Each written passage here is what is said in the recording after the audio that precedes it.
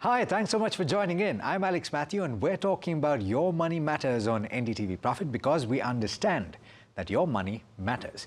This show gets you insight on everything from investments to your expenses and even your taxes. When it comes to saving, sometimes that first step is the most difficult, especially when you're starting out. You don't have enough to go around. But that's only part of the problem. The other part is the paradox of choice. There are so many options available, particularly in the mutual fund space, that you don't know where to invest. So that's what I'm going to talk about with my first guest. Joining me is Kshitiz Mahajan, the Managing Partner and Chief Executive Officer of Complete Circle Wealth Solutions. Kshitiz, thanks so much for joining in. I don't know if you've experienced this. I certainly have. In the first 3 or 4 years of my career, I did not have enough money to save. And as a result of which I started too late. But I think a lot of people are aware of the benefits of starting early. Is 10,000, would you say, comfortable to start with? I know I've spoken to people in the newsroom and they've said that it's a bit of a stretch, but maybe they can do it. Well, hi, Alex. Good afternoon to you and all viewers. I think 10,000, I'm sure, is an amount which not everyone can start with. But yes, as you keep on adding on to your basket of income, you can always keep on stepping up your step. So, the initial struggle starts with one is that you don't have a choice to invest because of your expenses, running expenses. Some are unavoidable expenses, and then in some cases you have a lifestyle in which you prefer spending first, and then you keep on thinking about, okay, now it's March or Jan or Feb, I have to do some tax planning or something like that. Second is that you have a choice, but you don't have a large lump sum amount or like large monthly allocation amount which you can start with. So I think first choice I will like to say here is that one can actually start thinking about 10 to 20% or at least 20% of their initial salary, start saving that. Now that salary can be 25,000, 30,000, 3 lakh, 2 lakh, 1 lakh, whatever it is.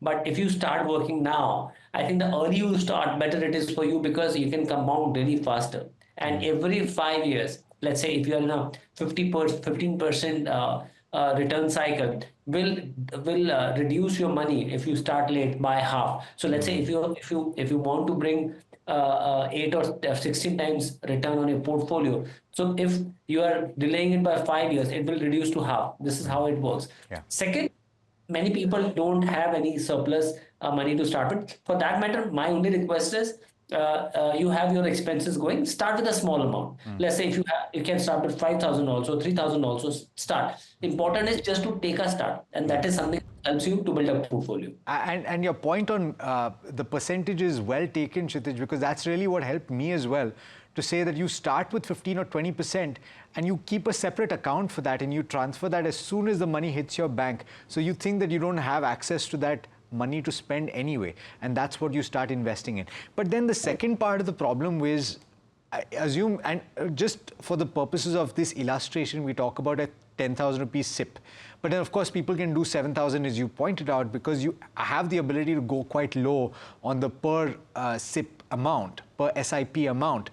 How do you construct that initial list of mutual funds?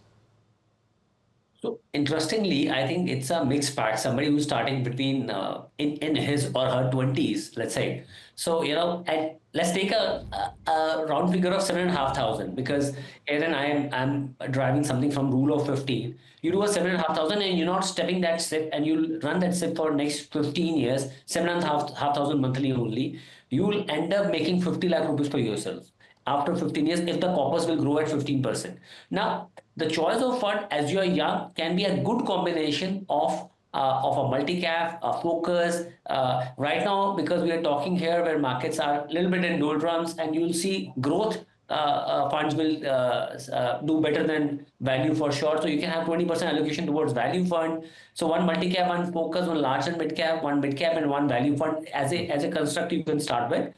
Because you're a first-time investor, I'm not insisting anyone to, or I'm not saying that one should look at small cap fund. As and when you get little involved in a market, then you can start adding small cap. Kshitiz, let's make this very simple. And here I'm not asking you to make, and let me establish this at the start. Viewers, this is not a recommendation that Kshitiz is giving you, but I posed this question to him. I said, construct a model SIP basket so that you have a sense of how to set it up for yourself. Kshitiz, what are the names, what is the list of mutual fund schemes that you would put in this basket? Well, focus. So, as you rightly said, this is our model. This is my model. What I have my investment with. One is on focus side. I like HFC focus fund. On thematic, a good combination of value and growth side. I like Franklin India Opportunity Fund, which is a very good fund. Then large and mid cap space, Motilal has done really good work, and their top holdings have been fintech. Some companies, new age companies, which is doing good for them. That is there. So large and mid cap, you can have Motilal. I have Motilal large and mid cap. On Contra side, or let's say value side, I like SBI Contra, which can be a good addition to the overall basket. And in multi-cap, HSBC multi-cap is a good option which one can add to look at the portfolio. And you can divide your step. Let's say it's 7,500, 1,500 each in this basket. If it's 10,000, 2,000 each in this basket. Okay. So you have not mentioned a multi-asset fund or a hybrid fund. You've not talked about fixed income either. So because we're talking about building a basket over a period of time, would you suggest having a separate fixed income investment?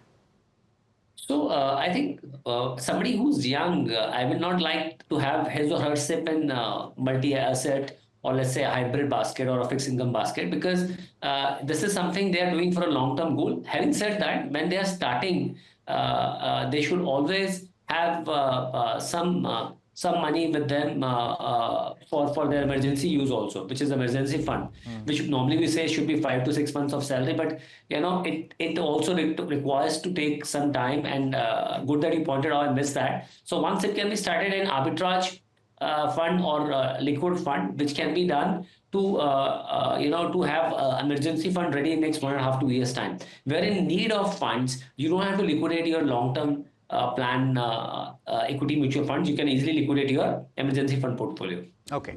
And the most important thing, of course, that you've already pointed out, Kshitiz, in the illustration that you've given, 7,500 rupees, that 50 lakh rupees, is it based on a step up?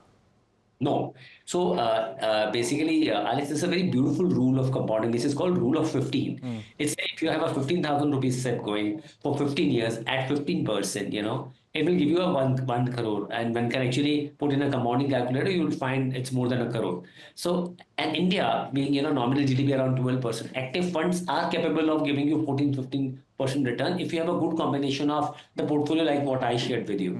That is doable. So half of it is 7,500, and then you can make 50,000. If you are growing at 10,000 rupees, if you do 10,000 rupees monthly set, let's take for example, and you do for 20 years and grow at 14-15% compounding, you can get a 1 CR also. So I'm saying the number looks little big, that 1 CR, 2 CR, 3 CR, but believe me, once you reach a corpus of X amount, let's say a 1 CR amount or a 50 lakh amount, in next 5-6 years, this will double only. Yes. I'm not taking into account the new SIP, but once you have some corpus, you see that in 5-6 years amount, that magic starts happening. So compounding actually start playing out after 10 years. So you will have compounding coming. You can make double in 5 years at 15%. You can make 4 times in 10 years. But you will have your funds growing to 8 times in 15 years and 16 times in 20 years. That's the beauty of compounding. Somebody who's starting at 25, in 25 years, his initial investment will become 32 times, because 16 will become 32. It keeps on growing at 15% compounding. So I think the early you start, as you rightly said, somebody who's coming in, what should they do with the funds? One is they are starting. That's the first good point. Second is they're starting early. That's the best point, if you ask me. Which is why Albert Einstein reportedly called compounding the eighth wonder of the world. And I fully attest to that, because once you've done the hard work and you've put that 1 crore aside, the magic that happens after that over the next few years is simply brilliant to watch. And it's even better if the market is supportive, and hopefully that comes to pass as well over the next few years for our investors. Just one last point.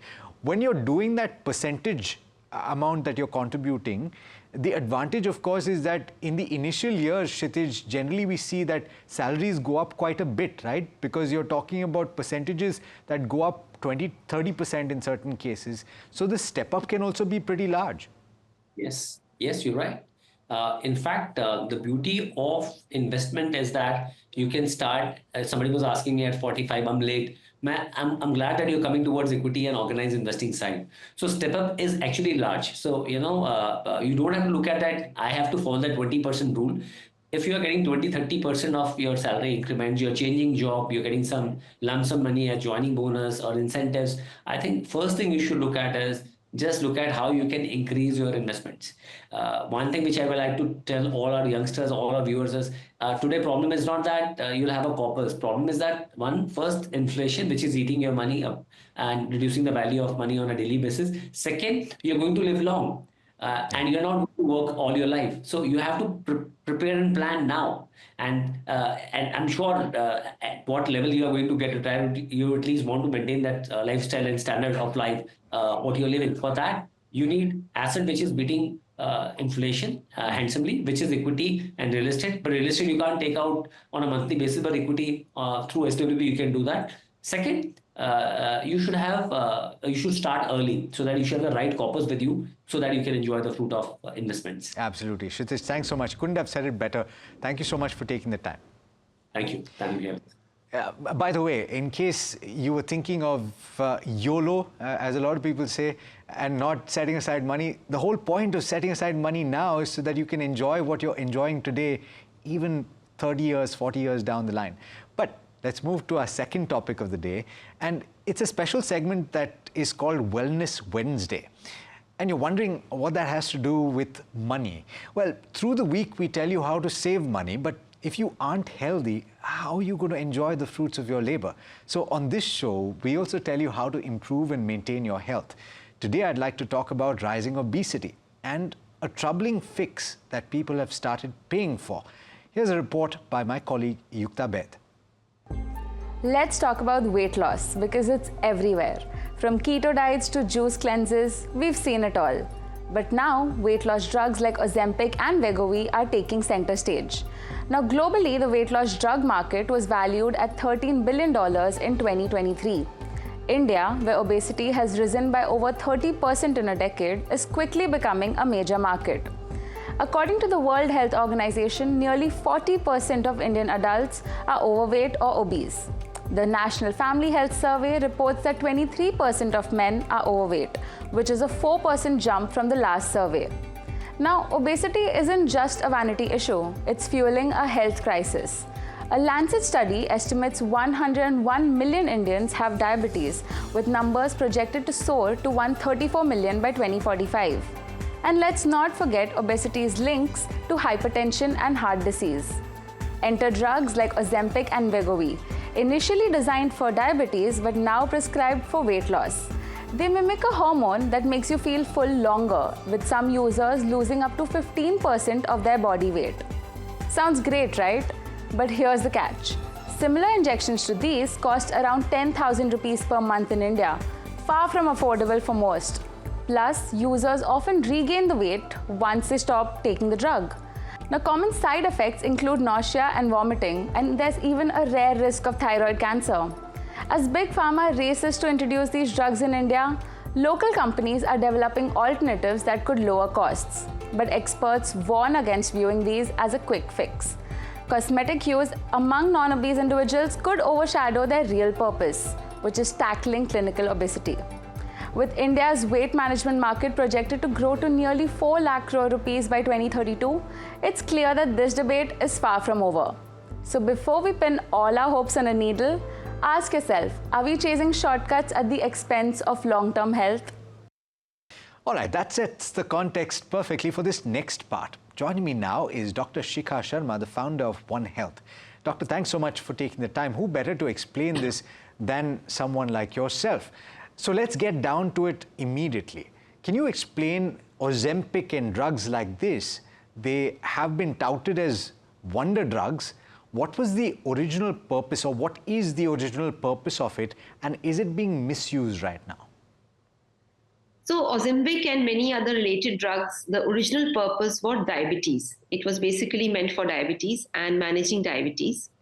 And one of the effects which was seen was that people were losing weight when they were using this particular drug. Now, what happened was that instead of the original plan or original usage, which it was designed for, people started using it for weight loss. Now, let's try to differentiate between the two. When we say somebody is diabetic, that means the person's insulin is not responding, the cells are not responding to insulin, and therefore blood sugar is spilling into the blood, or it's staying in the blood, it's not being taken up. The uptake of blood sugar is not there, and therefore the blood sugar levels are high. Now, this condition, this Ozempic was actually supposed to be given. But because people were losing weight, now somebody who is not a diabetic, but who wants to lose weight and is taking this medication for weight loss, now what are the probable side effects? Now, one of the things which many drugs can have is an adverse effect on the liver. So if some drug affects the liver, that means your metabolism, it starts going down. The liver is unable to functionally work at the same metabolism which it was working. That means you are reducing the functional level of your liver. The second thing is skin changes. Now, a lot of people who use Ozempic and many other drugs, they also see that the skin the color is changing, the pigmentation is happening, and the texture is changing. Again, that is somewhere related to the liver also, because when the liver is affected, your skin changes, you will definitely see. The third thing is that if you are not diabetic and you're taking this for an extended period of time, then because all these drugs work on blocking pathways. So it is not that this drug is like a medicine to improve diabetes. No, it is blocking certain pathways. And when those pathways in a non-diabetic are continuously being blocked, other side effects can start happening. The GI side effects definitely can happen because GI is the second brain. And when your GI starts... What is GI? Can you explain that? Yes. So your gastrointestinal tract, right. It has the nerves. It has it is called the second brain of the body. It has an entire nervous system. Now this is not just that it is a tube and there is a nervous system. No, it is in close collaboration working with the rest of the liver, the pancreas, the immunity. So the intestine is actually working as a biofeedback with all of them.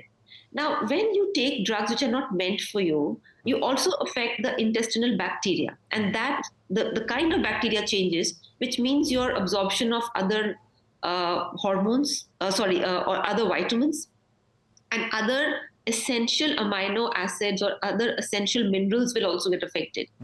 So basically, these drugs, they're not actually purposed for weight loss. They're purposed for diabetes.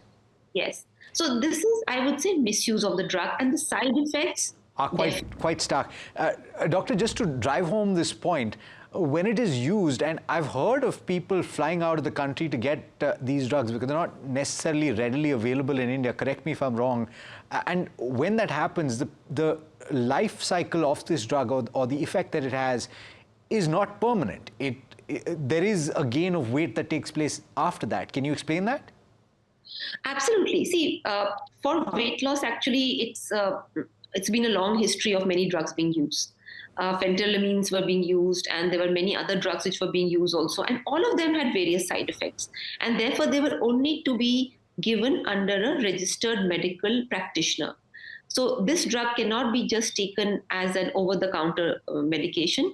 It has to be prescribed by a medical practitioner. Now, when people are flying out and taking that drug and then coming back again, basically they're also taking a huge risk on their life, because the medical practitioner whoever has given them outside the country is not liable or responsible within the country, because in India, that practitioner not working in India or prescribing in India or licensed in India. So basically, I think it's a huge health risk which people are unnecessarily taking, because whenever you take a medication, you go back to the same doctor. Now, in this case, they're not. They're just doing it by themselves. And doctor, just to elucidate the point, how much time, in your opinion, usually does it take for this to be reversed? Because there is, as I've heard, a weight gain that takes place after the effect dwindles. So within a couple of weeks of stopping the medicine. Oh, that's it? Yes, because see, the medicine is working on basically blocking pathways. Now, when you don't take the medicine couple of times, and the drug, the half-life reduces. So, and after that, it's removed. It starts getting removed from the body through the excreta, the other your urination and all. Then finally, there is no drug in the body. There is no blocking pathways. So everything comes back and it bounces back, because now the body is trying to regain what it's lost.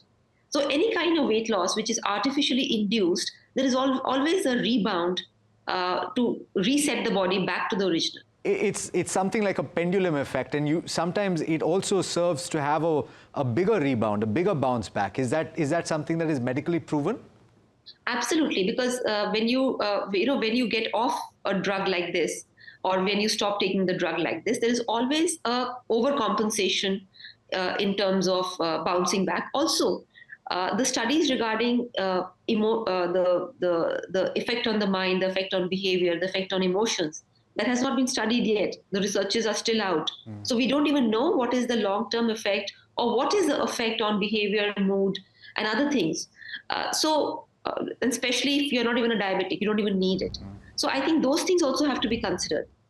The last point that I will ask you about is from the perspective of a medical practitioner, from a doctor's perspective, what is a durable way to work towards working against obesity? See, one thing we have to realize, that obesity is not just excess fat gain. We have to understand obesity is not as simple as that. Obesity is a multifactorial disorder. When we say multifactorial, means that there are a couple of factors involved. The first factor is the way your body digests fats, proteins, and carbs. So your own metabolic or genetic makeup. The second is that what is your lifestyle like, which means that how much of activity do you have in your daily life, and that activity actually also affects your metabolism. The third thing is that what is the kind of foods you're having. So you could be eating less, you could be eating very little, but maybe you're just eating wrong. And because you're eating wrong, your body is storing because it is starving. So a body starts storing fat when it's starving for vitamins and essential minerals. So those 2-3 things are there. And then, of course, there is a psychological aspect of obesity, which is binge eating, depressive eating, stress eating, anxiety eating. So all those factors are there. Now, so it is not as simple as taking a pill to cure obesity. You cannot cure obesity with a pill. It is a multi-pronged approach which one has to undergo. The good thing is that once you start looking at fixing obesity, in effect, you're also doing those right things which will also fix your blood pressure, your diabetes, your cholesterol, your liver problems, your immunity. So you do it for obesity, but you get the benefits for all other diseases. Absolutely. Also. And thanks so much for putting that into perspective. And as you pointed out, some of those causes for obesity, doctor, are not as simple as just eating wrong. It is psychological. And if you are perhaps showing signs of that, if you're listening in, do consult a medical practitioner, perhaps somebody who can counsel you and help you in that situation. Doctor, thanks so much for joining in, for having this conversation with us. Very important. All right, that brings us to the end of this edition of Your Money Matters. Thanks so much for tuning in. Do stay tuned. This is NDTV Profit.